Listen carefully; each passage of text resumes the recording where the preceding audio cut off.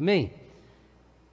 Vamos lá, se você estiver com sua Bíblia aí, você pode abrir na carta aos Hebreus, capítulo 10, versículo 24. Sua Bíblia impressa, sua Bíblia digitalizada, então a maneira que você tem o hábito de ler a Bíblia, estudar as Escrituras, fique à vontade. Esse texto é o texto oficial para a igreja durante este ano e é o texto oficial para o nosso aniversário, claro, né? E o nosso tema é conviver. O texto diz assim: consideremos-nos uns aos outros para nos estimularmos ao amor e às boas obras. Este ano Deus nos desafiou a pensarmos sobre a importância da convivência. Nós nem imaginávamos no final de 2019 que a importância da convivência seria assim tão marcante para nós, tão impactante para nós, quando Deus colocou em nossos corações esse tema. Pensamos, como é importante conviver, como é importante conviver com Deus, desenvolver um relacionamento verdadeiro, pessoal com Deus, como é importante conviver com a família, estar bem com a nossa família, como que isso é especial. Não sei quanto a vocês, mas de vez em quando a gente tem uns probleminhas nas famílias, né? A minha não é diferente. A minha família só não tem problema nas fotos, né? Nas fotos tá todo mundo sorrindo, tá? Acabou a foto, já sai para lá. É igual a família de todo mundo. Quando a gente está passando por um problema, seja de relacionamento, seja financeiro, seja, por exemplo, a perda de alguém, como mexe com a gente, né? Como que família é algo precioso para nós. Então, tivemos 40 dias falando sobre família, 40 dias jejuando e orando pelas nossas famílias, porque família é algo que muito precioso para as nossas vidas. E quando a nossa família está bem, como que a gente é outra pessoa? Quando estamos passando por problemas, como eu disse, seja de que natureza for, como que a gente se abala, a gente fica mais entristecido, mais abatido. Então, como é importante então a boa convivência na família. Como é importante a gente ter a alegria de chegar em casa após o trabalho, encontrar a nossa família e desfrutar esse tempo precioso de comunhão junto com os nossos. Também com os nossos demais familiares, também com os nossos colegas de trabalho, quem estuda aí na escola, enfim. Como esse tempo de convivência é importante também. Nossa vizinhança, quem faz parte de uma igreja, como é gostoso conviver com os nossos irmãos. Quando as coisas estão tudo bem, os ministérios estão acontecendo, a gente tem alegria, a gente tem saudade dos nossos irmãos. Como temos sentido saudade uns dos outros nesse tempo. Como que a importância da convivência tem falado conosco. Nós temos irmãos aqui na Igreja Batista Central em Cajati, que se conhece há 30, 40 anos. A igreja está completando 39 anos e tem famílias aqui que estão desde o começo e que vieram de outra igreja para cá juntos. Então se conhece mais de 40 anos. Agora imaginemos essas famílias sem poder estar convivendo. Os irmãos idosos, sem poder ver os outros idosos. Temos um ministério legal aqui que chamamos Melhor Idade. Como que eles gostam de estar juntos. Então, como que a convivência é importante? E a convivência da igreja com a sociedade. A igreja ter uma ação expressiva na cidade, onde ela estiver, onde ela está, e ela poder conviver bem com as instituições, ela poder conviver bem com todos os grupos da cidade. Então, Deus nos desafiou para isso no ano de 2020, pensar sobre a convivência. Não imaginávamos que esse tema, convivência, conviver, seria tão badalado, né? Eu sabia o que ele estava fazendo, claro, quando colocou esse tema em nossos corações. Hoje nós vamos falar sobre conviver com Deus, sobre a nossa experiência, nosso relacionamento com Deus, o quanto isso é importante para as nossas vidas, o quanto isso é importante para nós. como é importante para nós desfrutar da comunhão com o Senhor. Como isso é precioso para nós. Mas também, como isso é precioso para Deus. Como Deus deseja conviver com você. Como Deus deseja conviver, ter um relacionamento verdadeiro contigo. E como Jesus vem ao nosso encontro para que possamos desfrutar desta convivência, dessa vivência, dessa experiência, espiritualidade com Jesus. O nosso texto será de Lucas, no capítulo 24, do versículo 13 ao versículo 35. Como é um texto muito longo, não vou ler todo aqui, nós vamos narrando o acontecimento. Escolhemos um texto-chave dentro desta narrativa. Esse texto ele fala de 2 discípulos que eram seguidores de Jesus. E eles estavam em Jerusalém, nos últimos dias da vida de Jesus. E eles depositavam toda a sua confiança de que Jesus era o Cristo, de que Jesus era, os judeus chamavam de Messias, né? O Messias esperado pelos judeus. Na língua grega, Cristo. Por isso que Paulo, quando escreve as igrejas gentílicas, ele usa mais a expressão Cristo. Por isso que a expressão Cristo faz mais sentido para nós, né? Eles acreditavam que Jesus era o Cristo. Mas depois Jesus é crucificado. Eles imaginavam um Cristo um pouquinho diferente, mais libertador, mais um libertador das condições políticas, da invasão romana, eles eram submissos ao Império Romano. E eles imaginavam um Cristo que iria libertar Israel desse sentido, de que Israel seria novamente uma nação politicamente livre. E Jesus vem para ser o libertador, sim, mas de todo o mundo, de todos os que sofrem, e em todos os sentidos. Por isso que cremos num evangelho integral.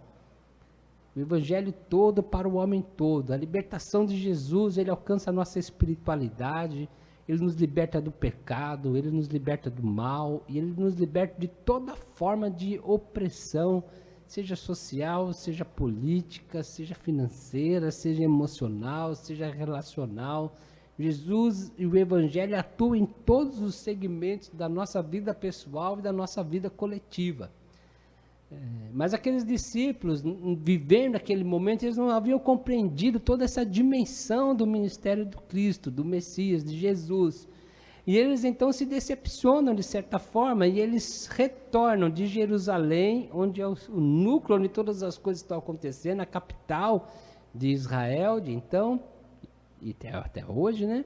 E eles retornam para a sua cidade, muito possivelmente sua cidade natal, chamada Emaús. Esse texto ele fica conhecido como os discípulos a caminho de Emaús. Queremos pegar essa figura desses discípulos voltando para Emaús com uma metáfora de uma possibilidade do que pode acontecer em nossas vidas, de deixarmos Jerusalém, de deixarmos a nossa esperança no Cristo, de esfriarmos o nosso relacionamento com Deus e retornar para a nossa Emaús, retornar para a nossa vida sem Deus. Então essa ideia que nós queremos tirar do texto nesta noite. E quando esses discípulos então estão retornando para Emaús, Jesus veio ao encontro deles. Jesus já havia ressuscitado, as mulheres já tinham visto Jesus ressuscitado, já tinha inclusive avisado para eles, mas eles não acreditaram nas palavras dessas mulheres. Mas Jesus vem ao encontro deles e reacende a fé em seus corações. Trazendo para o nosso texto, Jesus vem ao encontro deles para convidá-los a conviver com Ele. A nossa oração é que essa mensagem possa ser Jesus indo ao seu encontro e você possa ouvir esse convite de Jesus te convidando para que você conviva com Ele, para que você tenha uma experiência de fé com Jesus, para que você convide Jesus também para ficar em sua vida, para fazer parte da sua história, e você possa confessá-lo como seu Senhor, como seu Salvador, como seu Deus, e você possa desenvolver toda a sua espiritualidade com Deus a partir dessa fé, dessa entrega pessoal na pessoa do nosso Senhor Jesus. O texto é de Lucas capítulo 24, ele está com o versículo 32, que diz assim: não ardia os nossos corações quando ele falava conosco e nos explicava as Escrituras. Porque quando eles estavam indo na direção de Emaús, e Jesus então começa a caminhar junto com eles, talvez numa expressão bem brasileira assim, como quem não quer nada, né? Jesus chegou como quem não quer nada, mas querendo restaurar a vida deles, querendo curar as suas feridas, querendo aquecer os seus corações, querendo fazer novamente reacender a fé que eles possuíam. Jesus começa a conversar com eles, Jesus percebe que eles estão falando a respeito de Jesus. Eles estão falando a respeito desses acontecimentos, de Jesus que por 3 anos desenvolveu um ministério, realizou milagres, trouxe tantos ensinamentos. Eles usam uma expressão assim, varão profeta e poderoso em obras, diante de Deus e diante de todo o povo. E Jesus pergunta assim: do que vocês estão falando?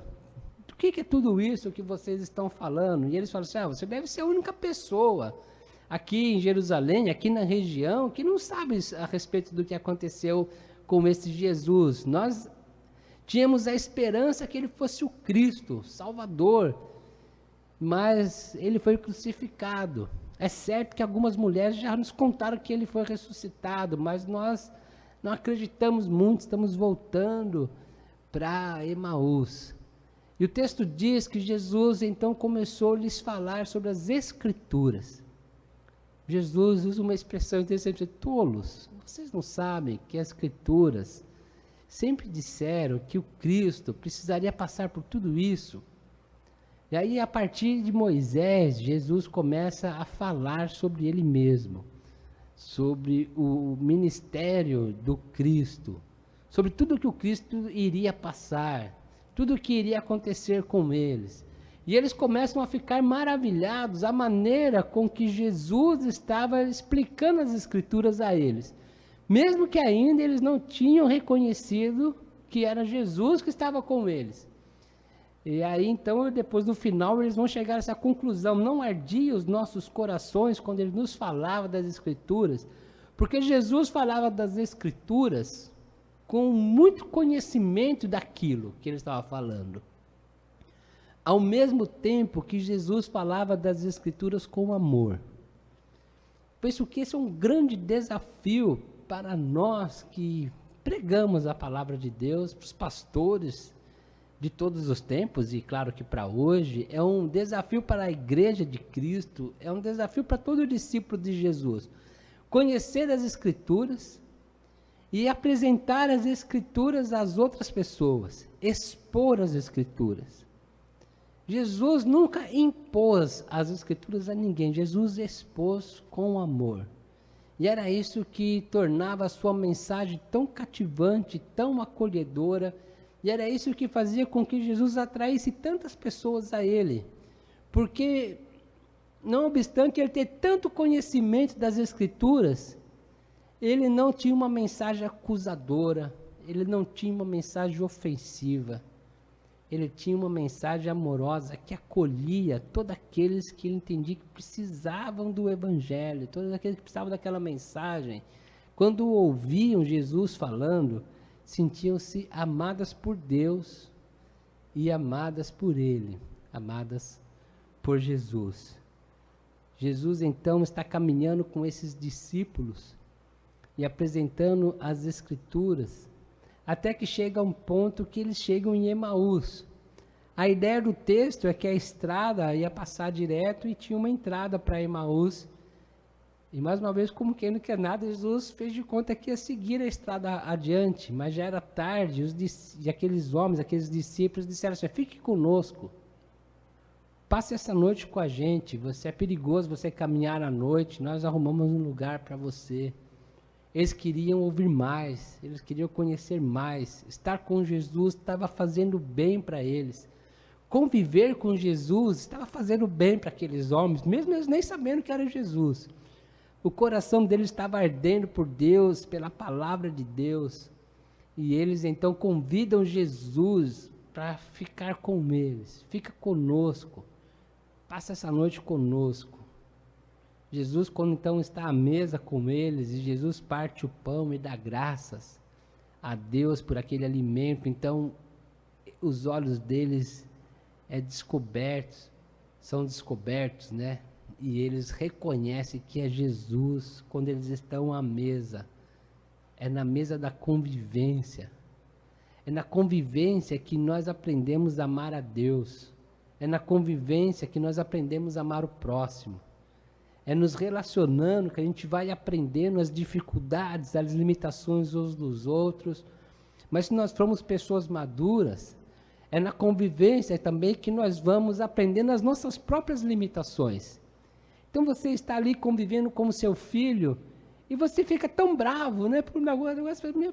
Depois você pensa, por que eu fiquei tão bravo? Com a esposa, com o esposo, com o pai, com a mãe, com o idoso, com um colega de trabalho. A gente vai percebendo que nós também temos limitações na maneira com que convivemos com as outras pessoas. E nós precisamos amadurecer, nós precisamos crescer. E como é bom quando isso acontece, de que você percebe, não precisava tudo aquilo, né? Foi muito chumbinho para pouco passarinho, né? Precisava trovejar tanto para pouca chuva. Então é na convivência que a gente vai se amadurecendo, que o outro vai amadurecendo, que a gente vai conhecendo nossas limitações, que nós vamos conhecendo as limitações dos outros e vamos nos amando e vamos crescendo. É na convivência com Deus que a gente também vai aprendendo a amá-lo. Às vezes ficamos tão aflitos, às vezes ficamos tão ansiosos, e depois que as coisas acontecem, a gente fala assim, podia ter confiado mais em Deus, eu podia ter acalmado o meu coração, não tinha nada que eu podia fazer naquele momento, era somente confiar nas boas mãos de Deus. É na convivência, é na mesa, são nos relacionamentos que nós somos exercitados no amor. É no relacionamento que a gente é exercitado no amor a Deus. São nos nossos relacionamentos que nós somos exercitados ao amor ao próximo. Quando lemos esse texto, essa história desses discípulos no caminho de Emaús, algo vem aos nossos corações de que o que aqueles homens estavam vivendo, aquela aparente decepção, aquele esfriamento, de que eles acreditavam tanto que Jesus era o Cristo, e agora eles estão decepcionados, eles estão perdendo a fé, e eles estão voltando para Emaús, ou seja, a figura que queremos aplicar aqui, que eles estão voltando para a sua vida sem Jesus. Quando lemos essa história, nós percebemos que isso pode acontecer com a gente. Que você e eu, nós também não estamos isentos de sermos tentados a voltar para Emaús. Que todos nós, talvez já em algum momento de nossas vidas, já pegamos a direção de Emaús. Ou talvez já fomos a Emaús, já voltamos a morar lá. Abandonamos Jerusalém, abandonamos Jesus, abandonamos nossa comunhão. Se não, assim, estamos continuando na igreja, enfim, essas coisas todas, mas o nosso coração está distante, nosso coração está frio. Às vezes são os problemas, às vezes são decepções com pessoas, às vezes são decepções eclesiásticas mesmo, né? Até a própria convivência com alguém da igreja, com lideranças, enfim, tanta coisa acontece e a gente vai esfriando na fé, no nosso relacionamento com Jesus. Às vezes é o sucesso, né? A pessoa está bombando, está conseguindo conquistar tudo aquilo que ela sempre almejou, e às vezes é o sucesso que nos afasta de Deus também. Na verdade, todas as coisas, se não são bem administradas, elas podem cooperar para o bem, elas podem cooperar para o mal. É a maneira com que nós vamos lidar com essas coisas. Mas o mais incrível nesse texto é que Jesus foi ao encontro destes homens. Porque Jesus sabia que no coração deles havia uma sede de Deus. Eles tinham ido para Jerusalém porque eles tinham uma busca no coração deles, a busca da comunhão com Deus. E a palavra de Deus nos diz que um coração que o busca jamais é rejeitado. E mesmo que eles estão meio decepcionados agora, mas eles só pensavam em Jesus. O texto diz que eles falavam a respeito de Jesus. Eles não tinham outro assunto a não ser Jesus. Eles queriam ter Jesus de volta. Eles estavam tristes com a situação toda. Eles estavam, podemos pensar assim, meio esfriados na sua fé, decepcionados com tudo que tinha acontecido, mas no coração deles havia uma sede de Deus. No coração deles tinha uma sede por Jesus. Eles, na verdade, o que eles mais queriam é estar com Jesus. E Jesus reconhece essa necessidade deles, da sua própria pessoa. E Jesus vai ao encontro destes homens e faz o coração deles arder novamente pela palavra de Deus, e faz o coração deles arder novamente pelo reino de Deus, e faz o coração deles se mover pelo desejo novamente de reencontrar-se com Jesus e de viver novamente todas aquelas experiências que eles já haviam vivido com Jesus. Isso pode acontecer com a gente. Quantas experiências boas nós já tivemos no nosso relacionamento com Deus, nosso relacionamento com nossa família, nosso relacionamento com a igreja, quantas coisas maravilhosas já vivemos, e às vezes por diversos acontecimentos, como eu já citei há pouco, nossa fé possa estar se esfriando, mas Jesus vem ao nosso encontro, e Jesus faz o nosso coração arder novamente, desejar por Ele mesmo. E quando o nosso coração arde por Jesus e deseja a presença de Jesus, Ele nos envolve e nos faz arder por todas as coisas que estão relacionadas ao seu reino. Então, nossa oração é que o nosso coração esteja ardendo nessa noite por Jesus, pelo desejo de estar com Jesus. É impressionante a maneira como Jesus se revela a esses homens. Jesus se revela conceitualmente. Porque Jesus começa a falar das Escrituras a partir de Moisés e os profetas, e então Jesus vai explicando os textos bíblicos, uma maneira racional, uma maneira lógica, uma maneira inteligível, e eles vão então entendendo quem era Jesus, quem era o Messias, tudo o que precisava acontecer com o Cristo, e qual era a reação esperada às pessoas. Como isso é importante para a gente conhecer Deus também, conceitualmente, olhar para o texto bíblico, olhar para a palavra de Deus e procurar compreender aquilo, e compreender quem é Jesus, o que Jesus fez por você, o que Jesus pode fazer por você, e o que espera-se de que você faça em contrapartida, que é crer e amá-lo e servi-lo, se entregar completamente a Ele. Então nós podemos compreender isso conceitualmente, porque a Bíblia faz isso, nos revela assim a Jesus. E quando nós lemos a palavra, nós vamos entendendo isso.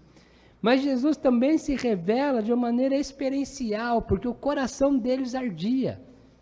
Então todas as pessoas que já tiveram essa experiência sabem do que eu estou falando, de você estar num culto e Deus falar o seu coração arder. Alguns choram, outros riem, outro continuou com a cara de paisagem, como se nada tivesse acontecido, mas lá dentro o coração está ardendo por Jesus, porque Deus está se revelando na sua espiritualidade. É o Espírito Santo confirmando com o seu Espírito de que Jesus é o Cristo, e por essa maneira sobrenatural, experiencial, nós cremos e nos entregamos e vivemos para esse Jesus e com esse Jesus, e por isso convivemos com Jesus. Nossa oração é que você tenha essas experiências de revelação. Esta revelação conceitual de que você pode olhar para o texto bíblico e entender Jesus é o Salvador de todo mundo e todo aquele que crê é salvo. Que você pode olhar o texto bíblico e compreender o texto bíblico, mas também que o Espírito Santo possa tocar no seu coração e você sentir a presença de Deus em sua vida de maneira sobrenatural, de maneira incrível, de maneira experiencial, que o seu coração possa arder novamente por Deus, pela sua palavra, por Jesus. Para a gente encerrar, eu gostaria de pensar 3 atitudes que esses homens tiveram, que os ajudaram a reconhecer Jesus à mesa, e a reconhecer Jesus nesta caminhada, e a reconhecer Jesus por meio desse relacionamento com Jesus. A primeira delas é que eles deixaram Jesus tocar na ferida deles. Eles iam falando a respeito de Jesus. O texto fala assim, quando Jesus falou para aqueles homens, do que vocês estão falando? Eles olharam para Jesus, e o texto afirma que havia tristeza no olhar deles.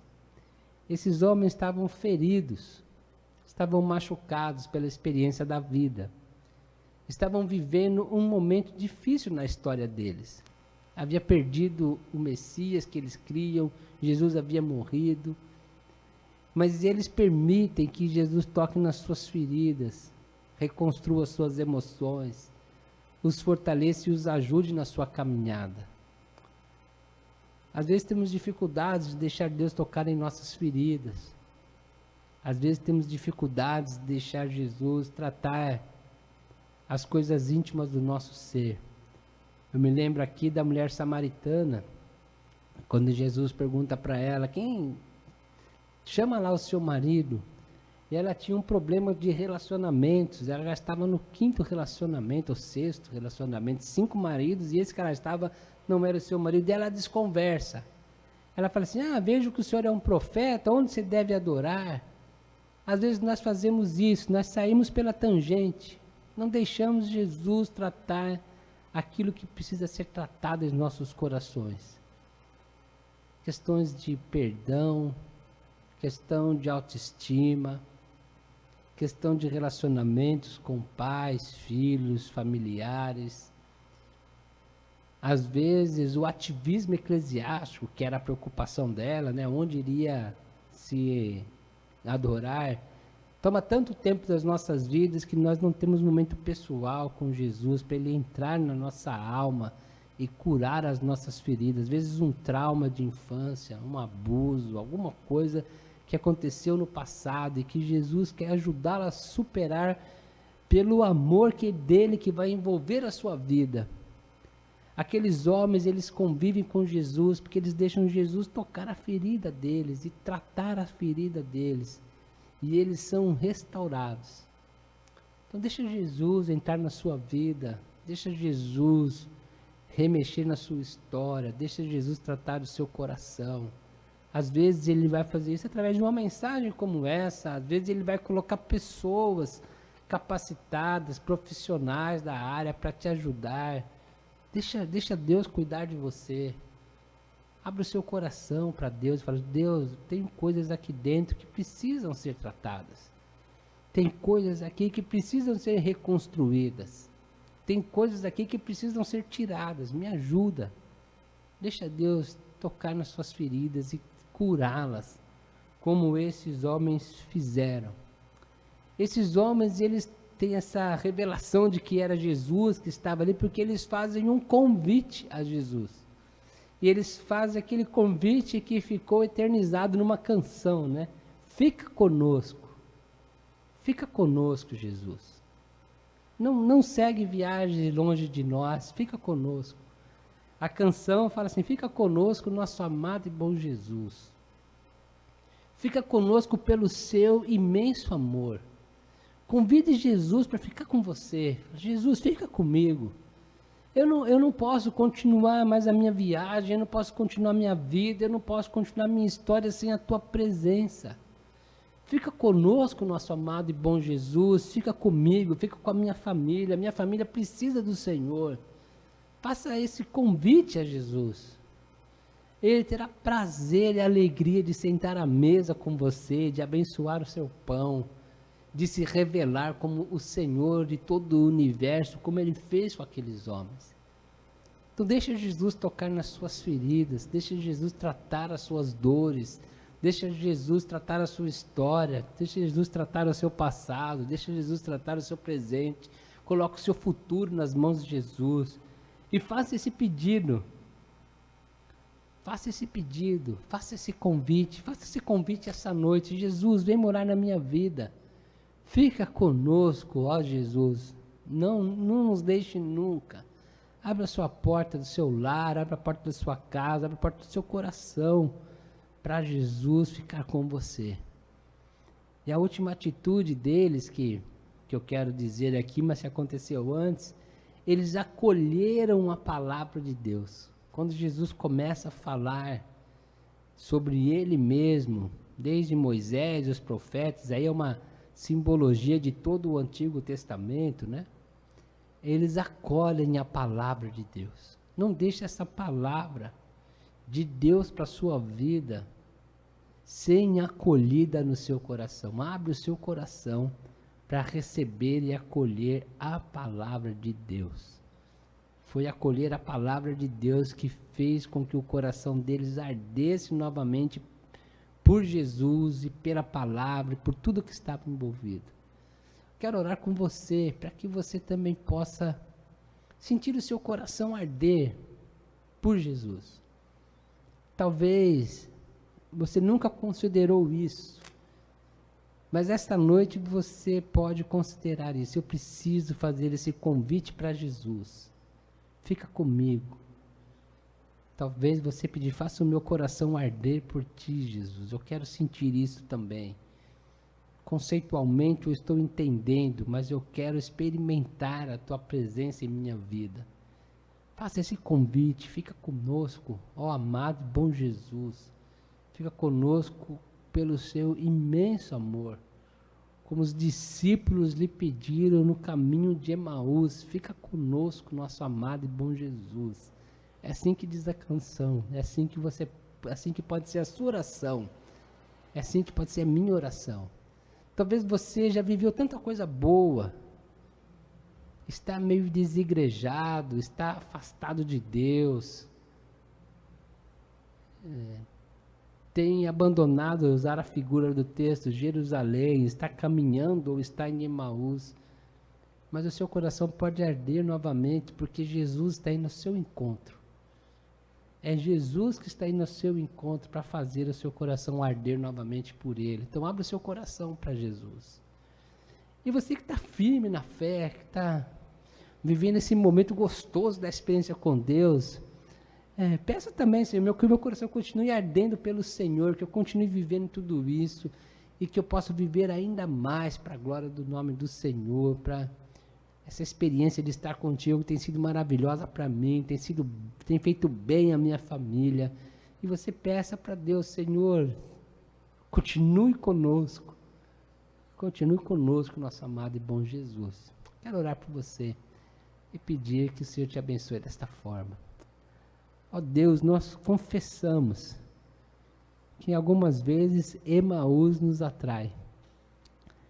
E nós pensamos, ó Deus, em retornar a uma vida antiga. E por diversos motivos, ó Deus. Mas nós queremos nesta noite, ó Deus, pensar sobre a importância da convivência contigo. Faça o nosso coração arder, ó Deus.